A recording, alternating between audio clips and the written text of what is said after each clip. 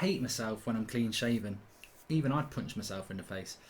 Hello everybody and welcome to Going for Goldbridge. I hope you're all doing well. Lots and lots to talk about today. We'll be talking about fears. We'll be talking about bad dreams. We'll be talking about cruel to be kind. We'll be talking about rejection. We'll be talking about how you deal with people who spread lies about you. But first of all, people are probably thinking, why have you got a packet of biscuits on your lap? Because it's a new section of the show. Goldbridge Top Tips. How you can improve your life and be more like, not like me, but improve your life. We are a few weeks out from Christmas, probably 12, I don't know, I'm not really counting. But if you want a good Christmas, do what I do. Every shopping you do once a week, it only works if you do it once a week, just add a fiver or a tenner on top of your shop, buy some stuff for Christmas, put it away. When Christmas comes, you've done it for 12 weeks.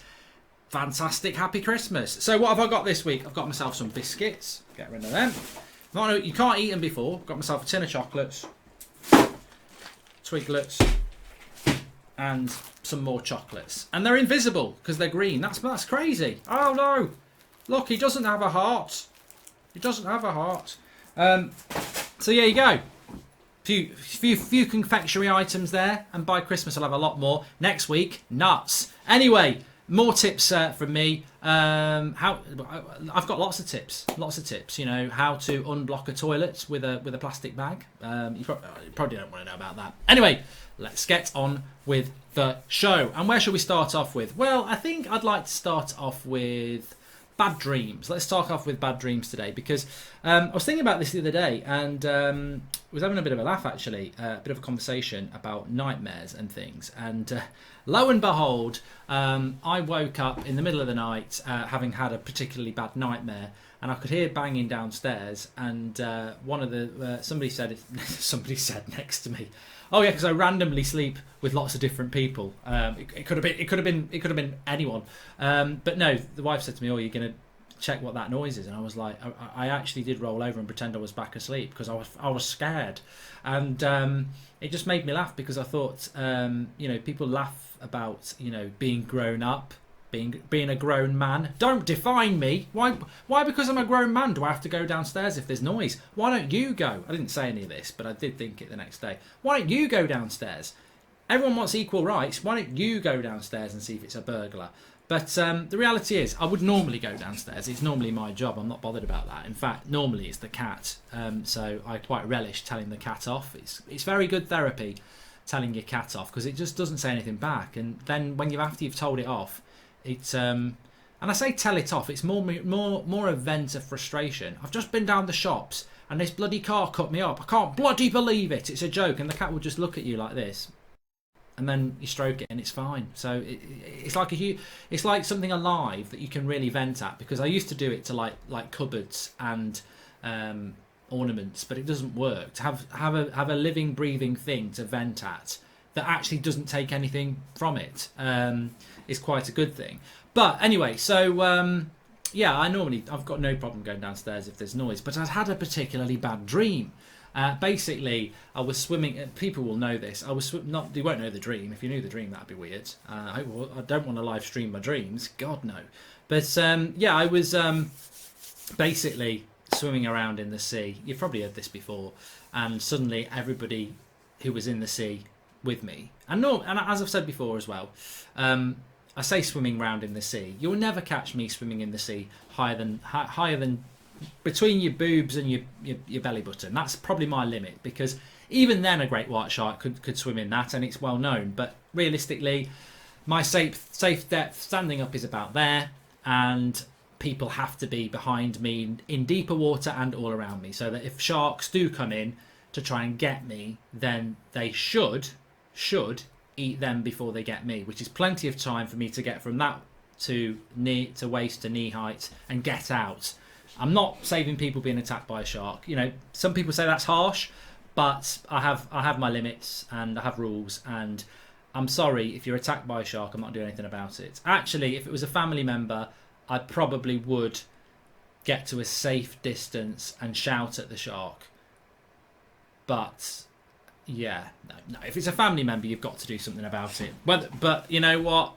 It's fight or flight, isn't it? Anyway, I don't like sharks. There's a well-known story about this. I was shown the film Jaws at about the age of 3, and effectively it was child abuse, and it wasn't done by parents or anything like that. It was by a naughty uncle who actually is only a few years older than me. So it wasn't like he was 49 or something like that. Watch Jaws, you little shit.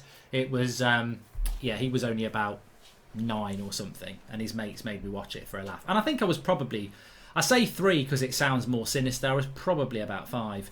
But anyway, it doesn't matter. I don't like sharks. And I'm losing my train of thought now, and I'm sure you are as well.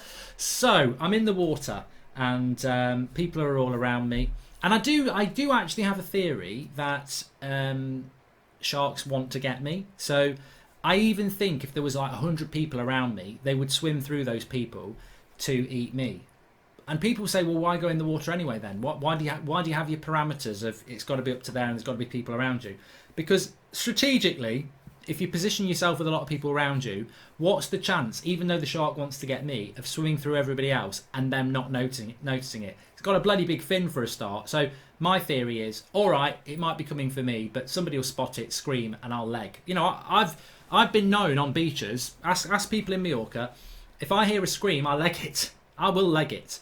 And, you know, I might get to the sideline and have a look, and the screaming could be just a happy couple who've met each other on holiday. He's had what he wants, she's had what she wants. They pretend they're going to be in love when really it was just a drink-fueled night of passion. But they've met up on the beach, they've gone into the water, he's showing off with his top off, and he's got her on her shoulders, and he's gone backwards and thrown her in, and she screamed. It is a scream of panic, but one of, oh, save me. It's all about maybe tonight's conquest. Whereas for me, that scream could mean there's a shark on its way to eat me, so I'll get out. But anyway, I'd had this dream, and I wake up, and well, no, tell the dream. So I have this dream. I'm in the water. This happens a lot, and I don't get any screams. And then suddenly, I'm not this high. I'm actually neck high. God knows how deep below me, and I can see the shore, but at least a 15-minute swim, and that's doing front crawl as fast as you can, probably 25 minutes on breaststroke, which is a form of swimming. It is nothing sinister. So anyway, and nobody's around me, apart from a bloody big shark. And I know people say punch it on the nose. I'll punch you on the nose if you tell me to punch a bloody shark on the nose when you're terrified of them and it's your destiny. So so I managed to force myself awake, and I have 2 strategies for forcing myself awake, and only 2 people in the world know it, me and the wife. Basically, I've figured out this way of making a noise when I'm asleep, because I'm well seasoned at nightmares. I've had nightmares all my life because I'm creative, and I used to have these dreams whereby I would be asleep, and I would know I was asleep, but I would know I was in a nightmare, and I couldn't wake myself up. I think the worst one I ever had, I was on the Death Star, and I was full of myself, Billy Big Bollocks, shooting stormtroopers, everything like that. And now old Darth Vader turned up and literally blitzed half of me and the Jedis. And I legged it, and no one came with me, but he did. And we ended up in these toilets in the Death Star, which actually poses a good question. Do they have toilets in the Death Star? Because they did here. Anyway, I was trapped, and he came in, and I was absolutely bricking it. And I was like, oh my God. I was trying to wake up, and I couldn't wake up. I was doing all sorts of stuff to wake myself up, and I couldn't do it. And it was a painful death. And I didn't even put up a fight. I just cowered. Which to this day, I just think, you're a Jedi. You could have tried something. You could have tried a Jedi mind trick, like wash your hands before you kill me or something like that. Anyway, over the years, I've figured out a way to wake myself up when I'm in this situation. There's 2. I can either really force my eyes open and go for it, but I have this sleep paralysis as well in my dream where I can't really seem to do it. However, I've figured out it's a bit like talking from the dead, but my format is talking from my sleep. So in your sleep, when you're talking, you're not talking in real life. You're not. You might think you are, and some people do sleep talk, but they confuse sleep talking with sleep talking in your sleep. You might have 100 dreams at night, and the only dreams that you remember are the ones that when you're just sort of between awake and not, because that's when you're in your deep sleep. You dream loads. You could have won the bloody Premier League last night. You don't even know you've done it, but you will be talking away. But you won't be talking away while you're asleep. You'll be like this, and you'll be having a right old chat, but you'll be like this. But I have bridged the gap. I've figured a way when I'm in my sleep, I can do this thing where I can make this noise in my sleep that is also a noise in real life. So what I do is, and don't laugh at this, I go, and it works. And then what normally happens is, my poor wife hears this horrible noise, knows I'm having a nightmare, wakes me up, and I'll go, thank you, bit humiliating and embarrassing, but it works. I'll go back to sleep now. And that works really well for me.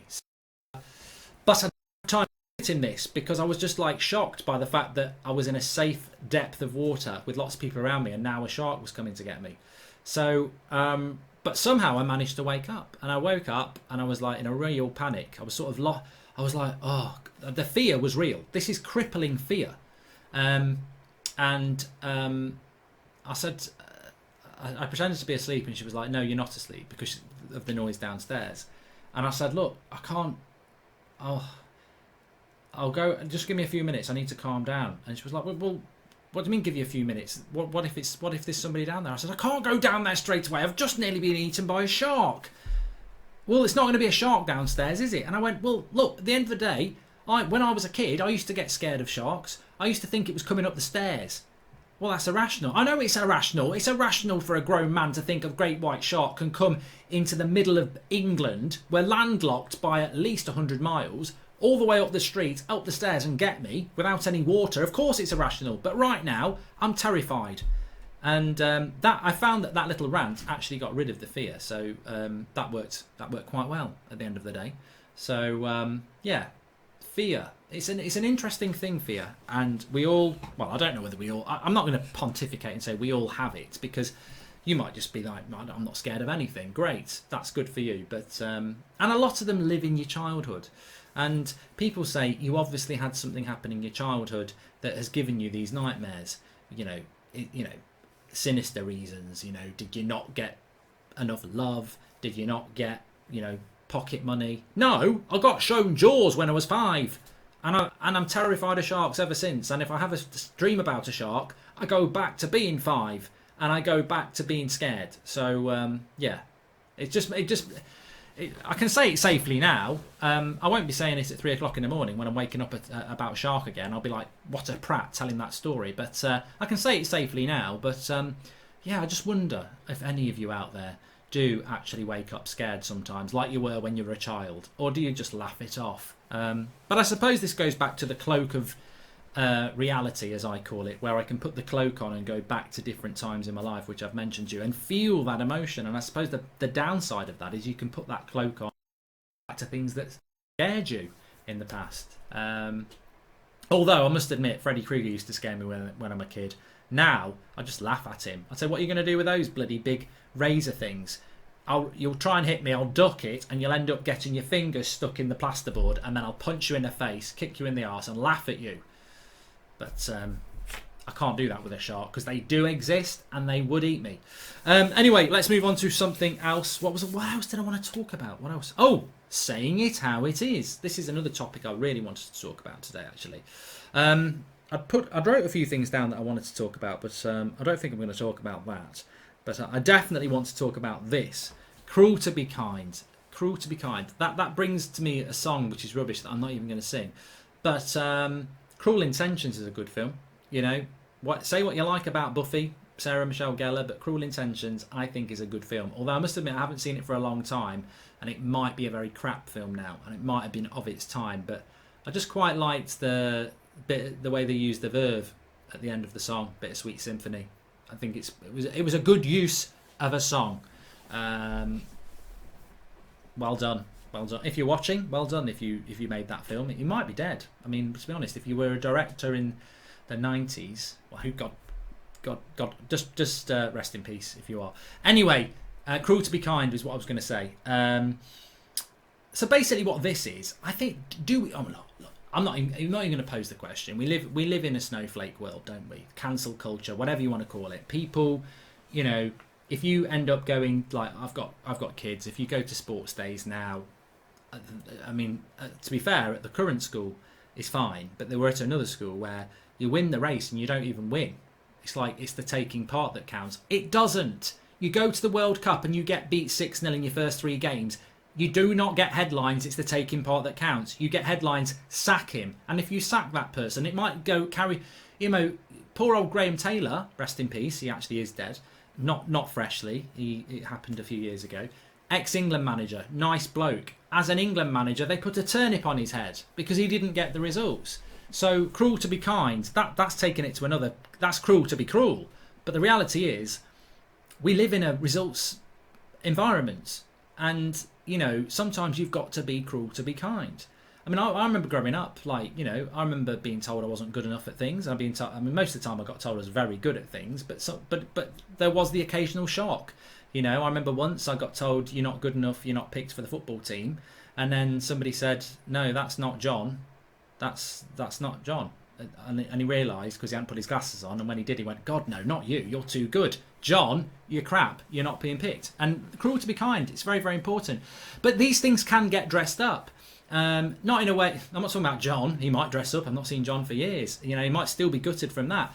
These things do impact on you, though. Definitely do impact on you. But it's character building. You can't, I feel it's more damaging to put someone through life telling them that it doesn't matter if you win, it doesn't matter if you lose, it's just about having fun. Because the reality is they'll come out of school or whatever, they'll go to get a job, they'll go into it with a mentality of it doesn't matter, and then they'll be told you didn't get the job. They did. Why did they get the job? Because they're better looking than you. It's a horrible job. It's these people still do exist, by the way. That should not happen, but that's just an example of a crushing blow for somebody who doesn't get a job because of how they look. Could have been a model agency at the end of the day. You see, you think the employers, whatever the word is, a knobhead, but actually it might be a model agency, a specific facial model agency who's looking for a specific face. But my point is, there will be disappointment. You go for a job, you don't get the job because somebody else gets it because they're a better candidate. What do you do then? I thought, but I was brought up to believe there are no winners. There are. They've got the job. So these things are character building, and they are very important. And I do think that we do live in a world where people almost are nice, cool. Nice to be nice, but don't actually get the proper message across. Examples of which would be a situation whereby, well, I'll give you an example actually. I mean, it's quite a personal one. I don't really like talking about this sort of thing, but I do remember in my earlier days, I was probably punching above my weight a little bit, and people, and that's going to blow your mind. Who was this? Who was this person? Was it Margot Robbie? There's not many people that Goldbridge is punching his weight up when it comes to the ladies. And it was ladies, because as we know, I don't go for men. Nothing wrong with it if you do. That's not even the right sentence. Well done if you do, because everybody's welcome. And not with me, as I said, ladies for me. In fact, nobody's welcome now because I'm married and I'm happy. But in those days, it was just the ladies. I've never had a dabble anywhere else other than ladies. But if you have, well done. And you obviously enjoy it. And why shouldn't you? And everybody should.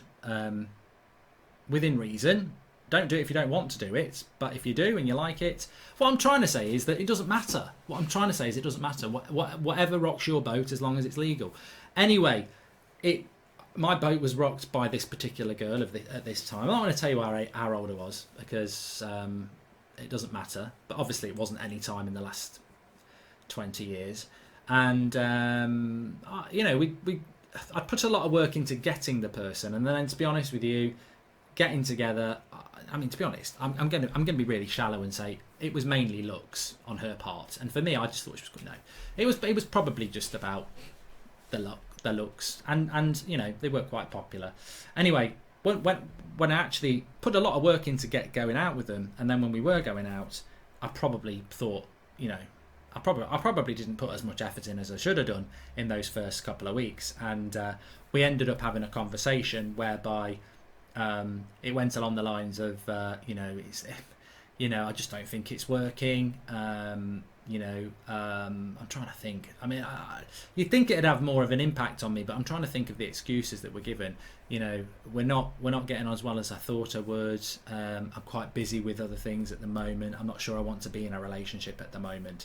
And I was basically like, well, no. I mean, I've probably not put enough effort in. It's probably my fault. There's obviously something there. Otherwise, we wouldn't have started going out with each other. Let's give it another go. And they were like, well, no, I'm not so sure about that. And they were like, oh yeah, please, come on, let's keep doing it. And at the end of the day, I just said, just take the message, right? Take the message. I'm not actually into you that much. I'm trying to be nice about it, and you just won't take the hint. You should have took the hint at, I don't, and I've just realised that I've flipped the story into. But look, I didn't get dumped. It was the way around, and it was cruel to be kind. But you try to be kind. You try to be the person who says, look, it's not you, it's me. It's not working out. Let's just be friends, which is a load of bollocks. You don't even want that. You're just trying to give them something to hope onto. And they keep going and going and going and going and say, no, let's give it another go. I don't want to. The reason we're having this chat, the reason I've brought you to this nice place with a lot of people around is because basically I'm making you feel at ease and happy, but also making you fully aware that if you go off on one, you're going to embarrass yourself and me, but more importantly, you're going to embarrass yourself. So it was done in a very nice way. It was definitely trying to be kind and let them down gently, because it would have been a blow. It'd be a blow for anybody. But effectively, I got into that relationship, and realistically, I think a lot of it was about the thrill of the chase, and that's always good. But then the reality is, what it is? It's like when you go to the shops, you buy yourself a new pair of trainers. They look great in the shop, and there's loads of other pair of trainers, but you choose that one. You take it back, you try them on, and you think, you know what? I don't need these trainers. They're nice trainers, but I just don't need these trainers. And I actually tried that analogy in the pub. She was just like, why are you talking about trainers? But ultimately, I don't have an answer for this, but sometimes I think we try and dress things up when actually being more blunt.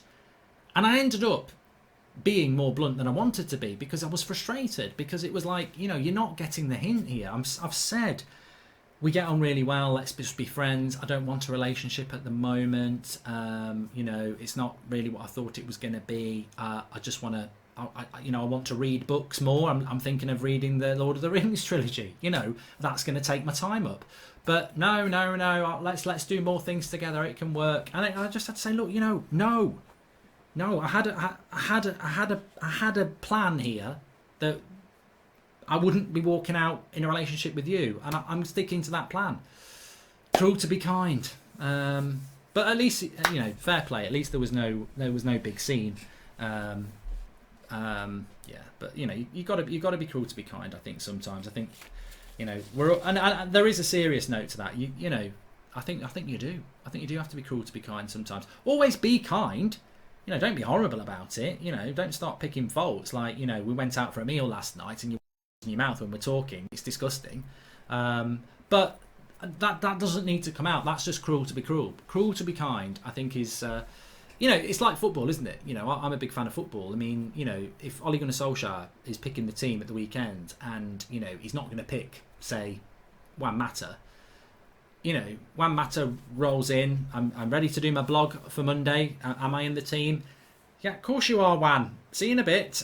Bus leaves in half an hour. Oh, I thought it was leaving in 10 minutes. Half an hour.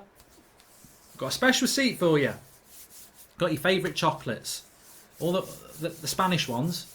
Juan turns up, the bus has already gone. He's ringing you up. What's going on? Oh, I'll speak to him tomorrow. You bottled it. You've been too nice and now you've upset Juan. He's not getting the chocolates and he's not on the bus and he's definitely not playing. When you could have said, Juan comes in, am I playing in the team? No, you're not. Bye. Cruel to be kind. Cruel to be kind. But, it's true. It's true. Sometimes you've just got to be blunt. Sometimes you've got to be James. Don't be James Blunt, but never be James Blunt. But be blunt sometimes in a nice way. and if they react badly, arm over the shoulder, not in COVID, because social distancing does not allow it. But yes, I just think that we do live in this culture where people, if they get bad news and then they start slagging you off, that's welcome to the real world. That's what it's all about. But if you can give people an honest message with honest feedback, then that's great. And look, I remember John when because I was sat next to John and he thought I was John, and you're not picked John, and he was pretty upset. And I remember him saying something along the lines of, "Well, how do I get into the team?" And I'm sat next to John thinking, that's a bloody good question. I wonder how the coach is going to answer this, because in my mind I'm thinking, you ain't never getting in the team. You are shit, mate. You are crap. I don't even know why you even train with us. You are rubbish. Football is not for you. But the coach was like, well, that's a good question, John. We're a good team. There's a lot of competition for places. We're doing well in the league, so it's going to be very hard for anybody to get in the team. And I'm thinking, especially for you, you're shit, mate. But I'm not saying this. It's all in my head. I'm just nodding along. I think I actually had my arm around him, John. He's a good mate.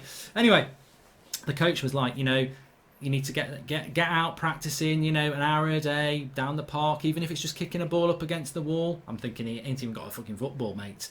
He's just sat at home watching his arse grow. He wasn't fat. I'm just saying he didn't like to do a lot of exercise out of PE or football.